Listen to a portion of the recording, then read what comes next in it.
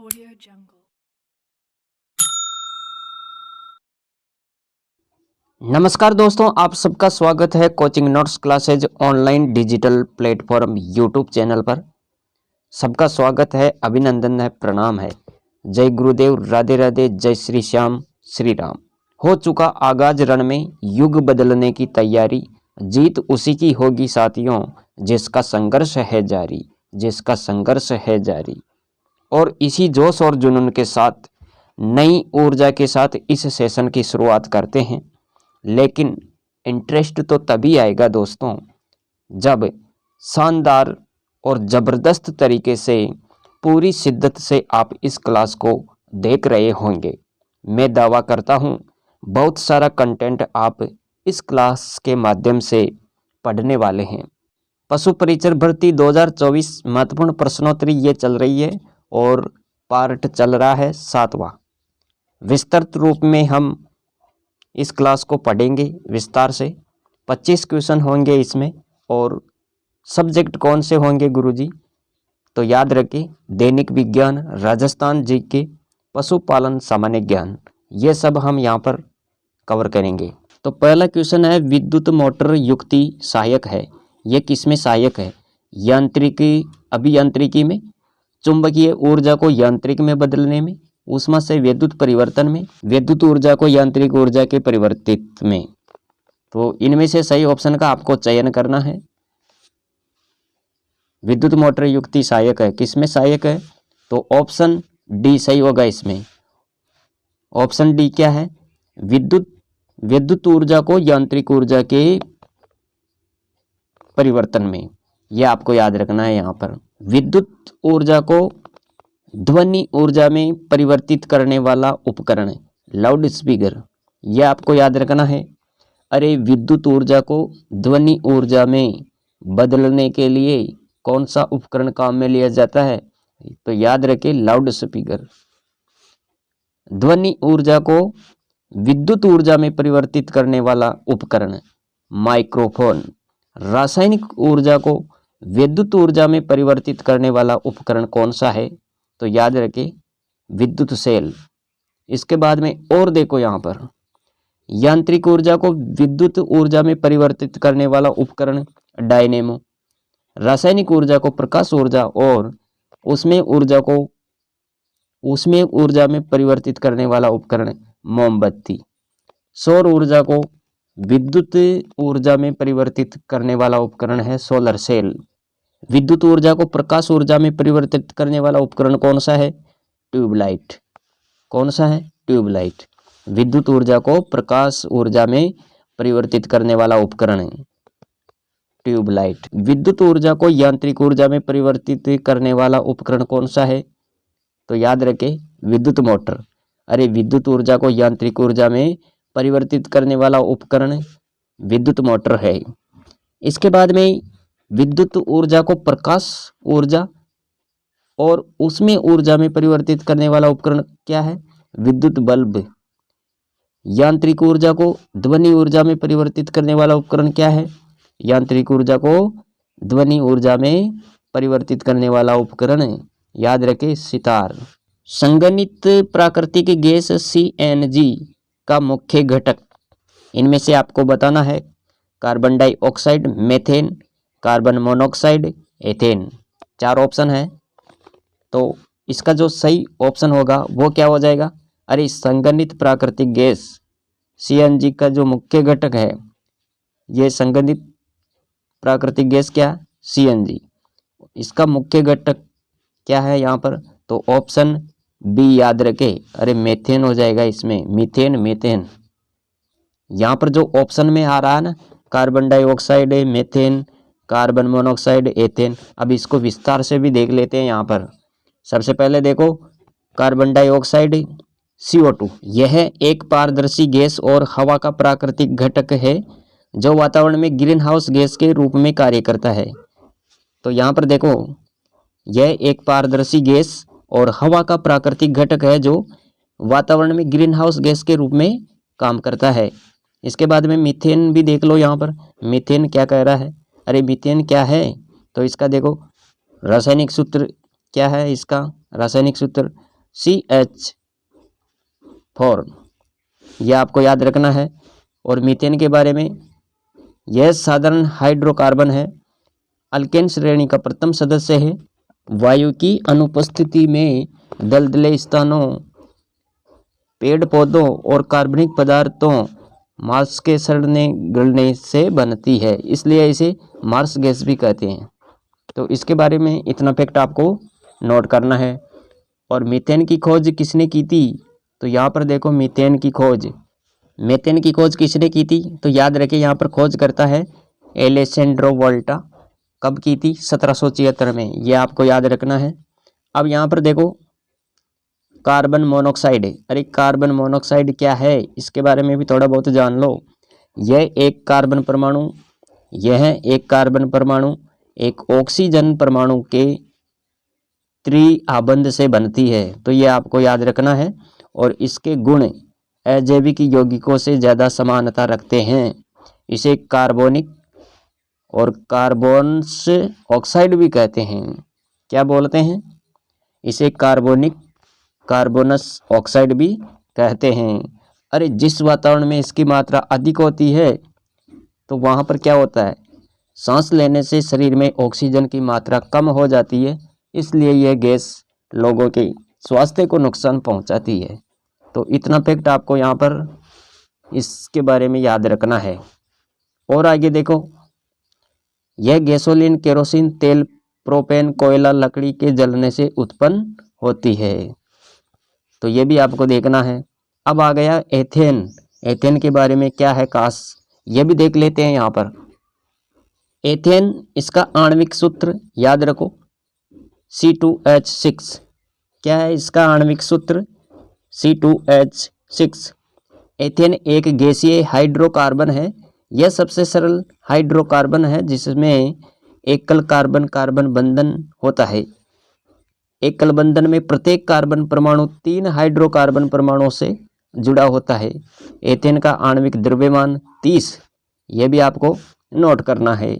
इसके बारे में और देखो, सामान्य तापमान और दबाव में रंगहीन गंधहीन गैस है। इसमें 7 सहसंयोजक आबंध है, तो यह आपको देखना है। अब तीसरा क्वेश्चन आ गया है यहाँ पर, सतीश धवन अंतरिक्ष केंद्र, ये कहाँ पर है? अरे गुरुजी, ये तो श्रीहरिकोटा में है। श्रीहरिकोटा कहाँ पर है? आंध्र प्रदेश, यह आपको याद रखना है। श्रीहरिकोटा कहाँ पर है? श्रीहरिकोटा आंध्र प्रदेश राज्य में है, ये याद रखना है आपको। और चौथा क्वेश्चन क्या कह रहा है, इसके बारे में देखो। यहाँ पे चौथा क्वेश्चन आ गया है, निकट दृष्टि दोष दूर करने के लिए कौन सा लेंस प्रयुक्त होता है?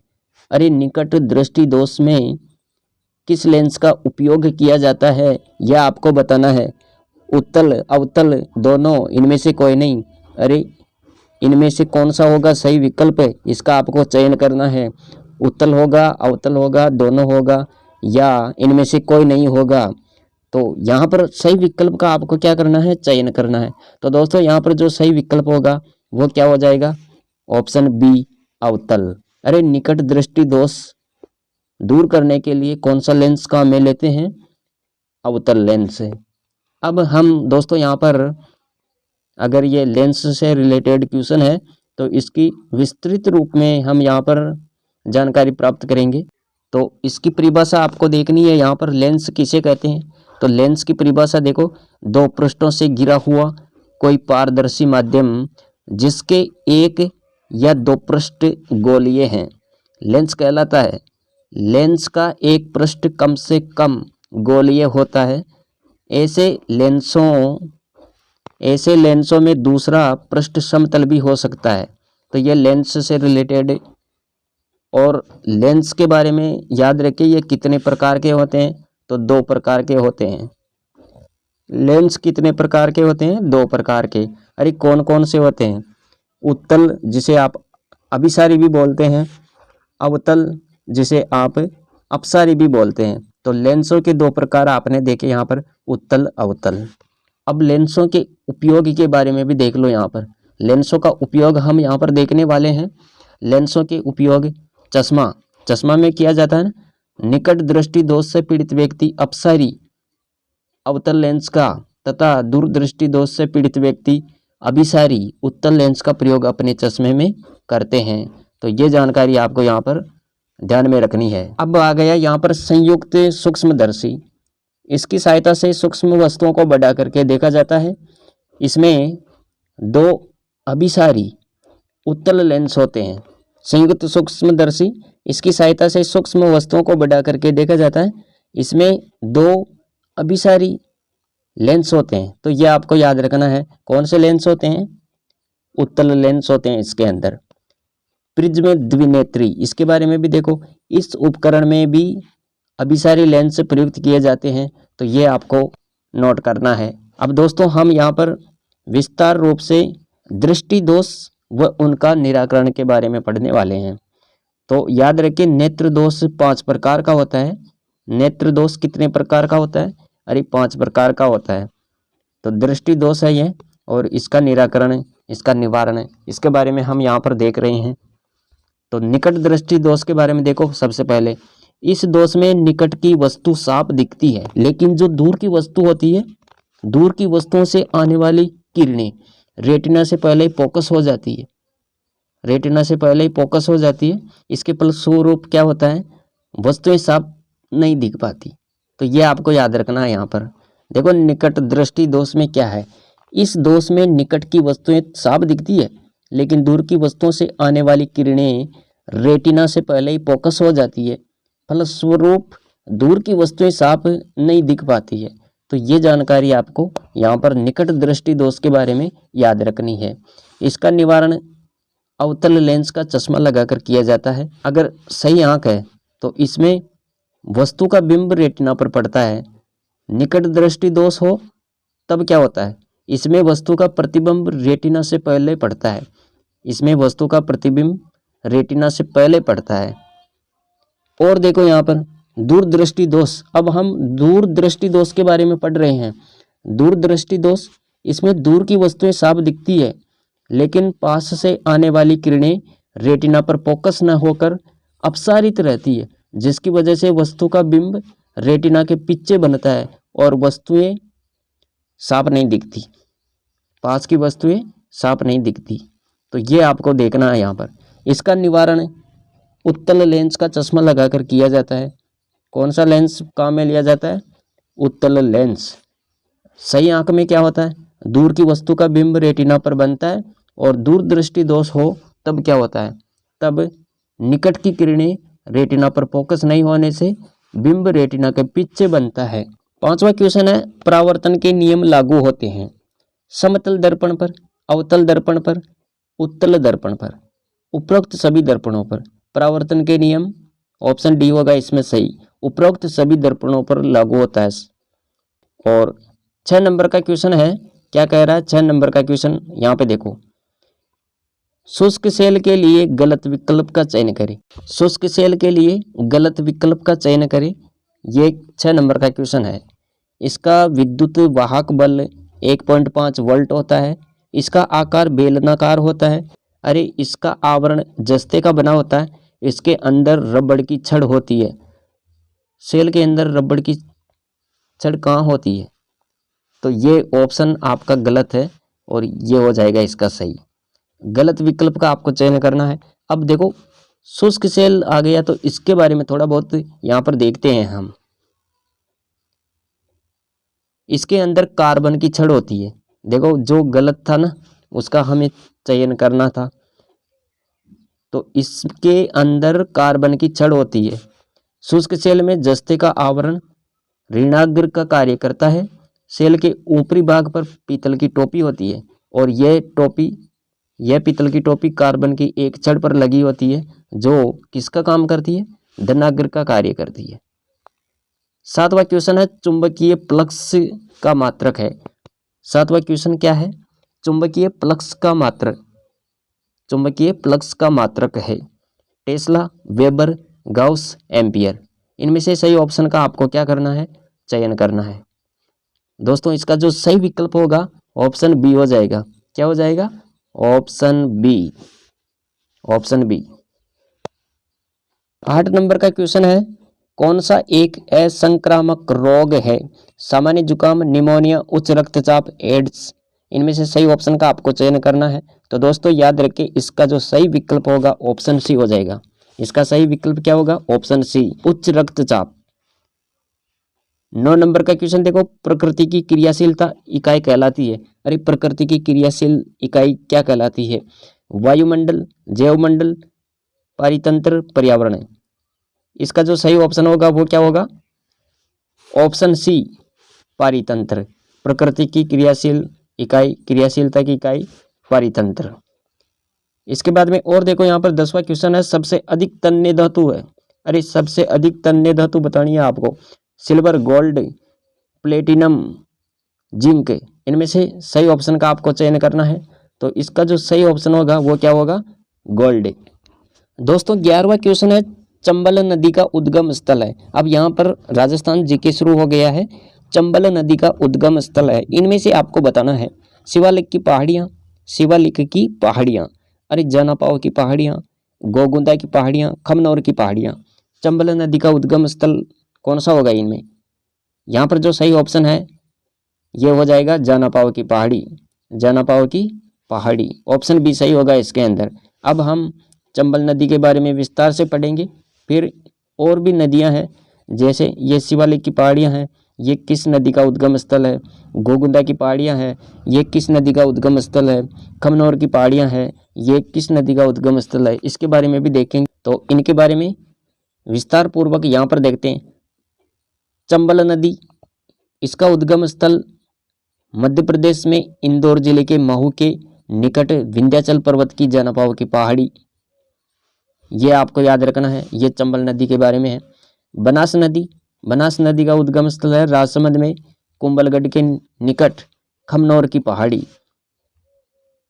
और बेड़च नदी, बेड़च नदी का जो उद्गम स्थल है ये क्या है? गोगुंदा की पहाड़ियाँ।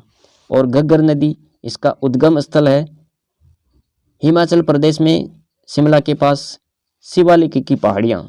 और कांतली नदी, कांतली नदी का उद्गम स्थल है खंडेला की पहाड़ी। और ये कहाँ पर है गुरुजी? सीकर, याद रखना है।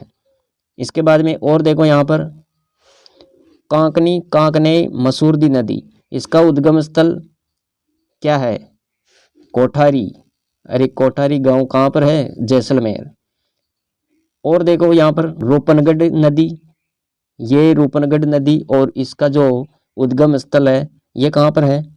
किशनगढ़ की पहाड़ियाँ, किशनगढ़ की पहाड़ियाँ अजमेर। मेथा, मेंढा, मंडा नदी, इनका उद्गम स्थल है मनोर ताना पहाड़ी, जयपुर ग्रामीण। और साबी नदी, साबी नदी के बारे में देखो यहाँ पर, इसका जो उद्गम स्थल है वो है सेबर की पहाड़ियाँ। और ये कहाँ पर है? कोटपुतली। रूपारेल, वरा, इसका उद्गम स्थल है उदयनाथ की पहाड़ी, अलवर। बाणगंगा, बाणगंगा का उद्गम स्थल है बैराट पहाड़ी, कोटपुतली, बहरोड। लूणी नदी, इसका उद्गम स्थल नागपाड़, अजमेर। इसे मारवाड़ की गंगा कहा जाता है। इसकी जो कुल लंबाई है कितनी है? 495 किलोमीटर। और राजस्थान में कुल लंबाई की बात करें तो ये कितनी है? 330 किलोमीटर। ये आपको लूणी नदी के बारे में फैक्ट याद रखना है। और इसकी सहायक नदियों की बात करें तो सहायक नदियां हैं जोजड़ी, बांडी, लीलड़ी, मीठड़ी, सूकड़ी, जवाई, खारी, सागी, मित्री नदी। तो ये इतनी सारी इनकी सहायक नदियां हैं जो आपको यहाँ पर देखनी है।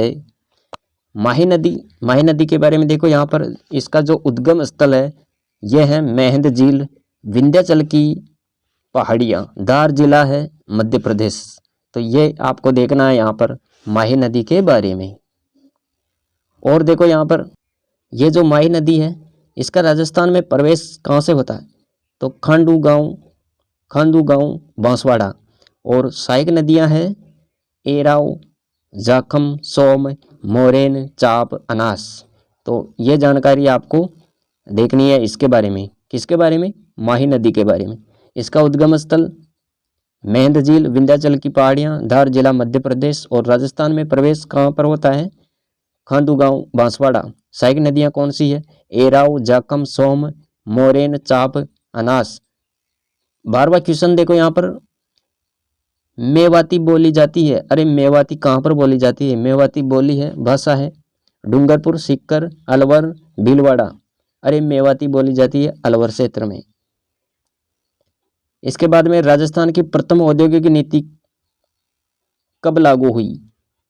औद्योगिक नीति राजस्थान में प्रथम औद्योगिक नीति, इसका जो सही ऑप्शन होगा वो क्या हो जाएगा? Option A 1978। 14 नंबर का क्वेश्चन है, किस औद्योगिक क्षेत्र को जापानी जोन के नाम से जाना जाता है? किस औद्योगिक क्षेत्र को जापानी जोन के नाम से जाना जाता है? सीतापुरा, बोरानाडा, नीमराणा, कुसकेड़ा। सही ऑप्शन होगा नीमराणा। नीमराणा जापानी जोन औद्योगिक क्षेत्र, यह आपको याद रखना है। इसके बाद में और देखो 15 नंबर का क्वेश्चन है, खड़ीन वर्षा जल संग्रहण की परंपरागत विधि पाई जाती है। खड़ीन वर्षा जल संग्रहण की जो परंपरागत विधि है ये कहाँ पर पाई जाती है? कौन सा क्षेत्र है ये आपको बताना है। झालावाड़, अलवर, जैसलमेर, सीकर। अरे गुरुजी इसमें तो ऑप्शन सी होगा, जैसलमेर। खड़ीन वर्षा जल संग्रहण की परंपरागत विधि है ये। संत सभा की स्थापना किसने की थी? गोविंद गिरी ने, गुरु नानक ने, दादू दयाल ने, बंशीधर शर्मा ने। अरे इसका जो सही ऑप्शन होगा वो क्या हो जाएगा? संत सभा की स्थापना करने वाले थे ऑप्शन ए गोविंद गिरी जी। यह आपको याद रखना है। यहाँ पर दोस्तों क्या याद रखना है? गोविंद गिरी जी संत सभा की स्थापना करने वाले। इसके बारे में और देखो, यहाँ पर गोविंद गिरी जी ने संत सभा की स्थापना कब की थी? संत सभा की स्थापना तो 1883, यह समय याद रखना। किसने की थी? गोविंद गिरी जी ने। क्या किया था? अरे संत सभा की स्थापना। और गोविंद गिरी जी का जन्म कहाँ पर हुआ, कब हुआ, यह भी आपको यहाँ पर देखना है। 1858 में, बासिया गांव, डूंगरपुर। तो ये इनका गांव है, बासिया गांव, डूंगरपुर। और 1858 में गोविंद गिरी जी का जन्म होता है। गोविंद गिरी ने राजगिरी व स्वामी दयानंद सरस्वती से शिक्षा ली। अरे शिक्षा किनसे ली? राजगिरी और स्वामी दयानंद सरस्वती से। तो यह भी देखना है। 17 नंबर का क्वेश्चन देखो, टोड ने किसको सैनिकों का भग्नावशेष कहा? टोड ने किसको सैनिकों का भग्नावशेष कहा? महाराणा प्रताप सिंह, महाराणा संग्राम सिंह, राणा रायमल, महाराणा उदय सिंह। अरे टोड ने किसको कहा था सैनिकों का भग्नावशेष? तो ये आपको बताना है। ऑप्शन बी सही होगा इसके अंदर, महाराणा संग्राम सिंह, राणा सांगा। महाराणा संग्राम सिंह के उपनाम है हिंदूपति, हिंदपत सांगा। टॉड के द्वारा महाराणा संग्राम सिंह को सैनिकों का भग्नावशेष कहा। तो यह आपको याद रखना है। अगले क्वेश्चन पर चलते हैं। अगला क्वेश्चन क्या है? अब यहाँ से आ गई है हमारे ये पशुपालन सामान्य ज्ञान। इसके बारे में देखो, यहाँ पर 18 नंबर का क्वेश्चन है, साइलेज में नमी की मात्रा होती है। साइलेज में नमी की मात्रा 12 से 14%, 14 से 16%, 16 से 20%, 60 से 70%। इसमें सही ऑप्शन का आपको चयन करना है। तो दोस्तों याद रखें, साइलेज में नमी की मात्रा, इसमें जो सही ऑप्शन है ये हो जाएगा डी। ऑप्शन डी सही होगा इसमें। साइलेज में नमी की मात्रा 60 से लेकर 70%। अब यहाँ पर देखो, साइलेज हरे चारे को काटकर हरी अवस्था में संरक्षित करना साइलेज कहलाता है। अरे साइलेज किसे कहते हैं? हरे चारे को काटकर हरी अवस्था में संरक्षित करना साइलेज कहलाता है। तो यह आपको याद रखना है साइलेज के बारे में। हरे चारे को काटकर हरी अवस्था में संरक्षित करना ही साइलेज कहलाता है। इनमें नमी पाई जाती है। तो यहाँ पर देखो 60 से 65%, ये आपको याद रखना है। सबसे अच्छी साइलेज मक्का ज्वार की बनती है। तो सबसे अच्छी साइलेज मक्का ज्वार की बनती है, ये भी देखना है। और दोस्तों क्या याद रखना है? 12 सप्ताह या 82 से 84 दिन में बनकर तैयार होती है। कठोर तने वाली फसलें जिनमें डीएम 30 से 35% से साइलेज बनाया जाता है। तो ये जानकारी आपको विशेषकर नोट करनी है। 19 नंबर का क्वेश्चन आ गया अब, 19 नंबर का क्वेश्चन क्या कह रहा है यहाँ पर देखो, मिल्क क्वीन नाम से जानी जाने वाली बकरी की नस्ल है। अरे मिल्क क्वीन बकरी की कौन सी नस्ल है यहाँ पर जिसको बोला जाता है? अल्पाइन, जाफराबादी, जमुनापारी और सानेन, इनमें से सही ऑप्शन क्या होगा? तो याद रखिए इसका सही ऑप्शन होगा डी, सानेन, ये याद रखना है। 20 नंबर का क्वेश्चन है, घोड़ी में मध्यकाल रहता है 24 घंटे, 3 से 6 घंटे, 21 दिन, इनमें से कोई नहीं। तो सही ऑप्शन होगा इसमें ऑप्शन सी, 21 दिन। ये आपको नोट करना है। दोस्तों घोड़ा समूह को क्या कहते हैं? घोड़ों का जो समूह होता है उसको क्या बोलते हैं? पैक। बकरी का समूह ट्रिप, बैंड। ऊंट का समूह टोला, टोला बोलते हैं। और सुअर का समूह ड्रोव, भेड़ का समूह फ्लोक। तो ये आपको याद रखना है, पशु जानवर के समूह की ये शब्दावली है। और देखो यहाँ पर आवास की शब्दावली भी देख लो। आवास की शब्दावली, गाय भैंस का आवास बर्न बायर, ये बोलते हैं इनको। भेड़ बकरी का आवास पेन, सुअर का आवास स्टे, घोड़े का आवास स्टेबल। तो ये देखना है। 21 नंबर के क्वेश्चन की बात करते हैं। 21 नंबर का क्वेश्चन है, ऊंट में सर्रा नामक रोग होने पर दवा दी जाती है। अरे ऊंट में सर्रा नामक रोग होने पर कौन सी दवा दी जाती है? यहाँ पर दवा का नाम भी है, इनमें से आपको बताना है। ऊंट में सर्रा नामक रोग होने पर कौन सी दवा दी जाती है? इनमें से आपको बताना है। टार, एमेटिक, नागानोल, सोरामीन। और ऑप्शन डी में है 2 व 3 दोनों। तो इनमें से जो सही ऑप्शन होगा वो क्या हो जाएगा? ऑप्शन डी होगा इसमें, ऑप्शन डी, यानी ये दोनों है। ऊंट में सर्रा नामक रोग होने पर यह दवा दी जाती है, नागानोल, सुरामीन। ऊंट में सर्रा नामक रोग होने पर नागानोल और सुरामीन दवा दी जाती है। ऊंट का साधारण तापमान, यह आपको याद रखना है। और वह दवा जो शरीर के ऊतकों की क्रियाशीलता को बढ़ा देती है, वह दवा जो शरीर के ऊतकों की क्रियाशीलता को बढ़ा देती है, स्टिमुलेंट कहते हैं उसे। क्या बोलते हैं? स्टिमुलेंट। वह दवा जो शरीर में ऊतकों की क्रियाशीलता को कम कर देती है, उसको क्या बोलेंगे? तो यहाँ पर याद रखें डिप्रेसेंट। क्या बोलते हैं? डिप्रेसेंट। यह आपको नोट करना है, डिप्रेसेंट। वह दवा जो शरीर में ऊतकों की क्रियाशीलता को कम कर देती है। वह दवा जो फीवर को कम करती है उसे एंटीपायरेटिक कहते हैं। तो यह भी देखना है, फीवर को कम करती है एंटीपायरेटिक। 22 नंबर का क्वेश्चन है दोस्तों, रक्तस्राव रोकने में निम्न में से कौन सा विटामिन सहायक है? Option A vitamin, option B vitamin, option C E vitamin, option D K vitamin.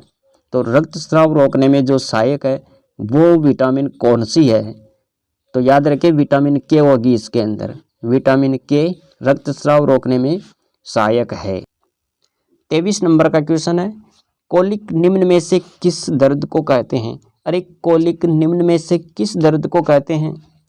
वक्ष गुहा में दर्द, उदर गुहा में दर्द, शरीर के किसी भी अंग में दर्द होना, कोई नहीं। तो इसका सही ऑप्शन होगा ऑप्शन बी। ऑप्शन बी क्या है? उदर गुहा में दर्द, कोलिक, इस दर्द को बोलते हैं। 24 नंबर का क्वेश्चन है, किस विटामिन की कमी से मादा में बांझपन होता है? अरे कौन सा विटामिन है जिसकी वजह से, जिसकी कमी से बांझपन होता है? तो इसमें सही ऑप्शन होगा ऑप्शन सी विटामिन ई। यह आपको याद रखना है। अब विटामिन ई के बारे में देखो, इसका जो रासायनिक नाम है वो क्या है? टोकोफेरोल। इसका वैज्ञानिक नाम टोकोफेरोल। और इसे बोलते हैं सौंदर्य विटामिन। इसकी कमी से बांझपन होता है महिलाओं में।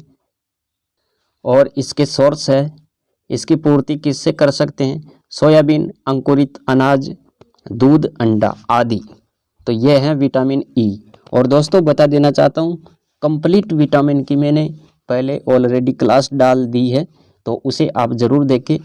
मैं लिंक इस वीडियो के डिस्क्रिप्शन में दे दूंगा, तो वहाँ से आप विटामिन की कंप्लीट क्लास देख सकते हैं। इसके बाद में और देखो 25 नंबर का क्वेश्चन है, पशुओं में अंडे का निषेचन मादा पशु के किस अंग में होता है? अंडा से, गर्भाशय, वेजाइना, डिंब वाहिनियों में। इनमें से सही ऑप्शन का आपको चयन करना है। तो दोस्तों याद रखें, इसका जो सही ऑप्शन है वो क्या हो जाएगा? ऑप्शन डी, डिंब वाहिनियों में।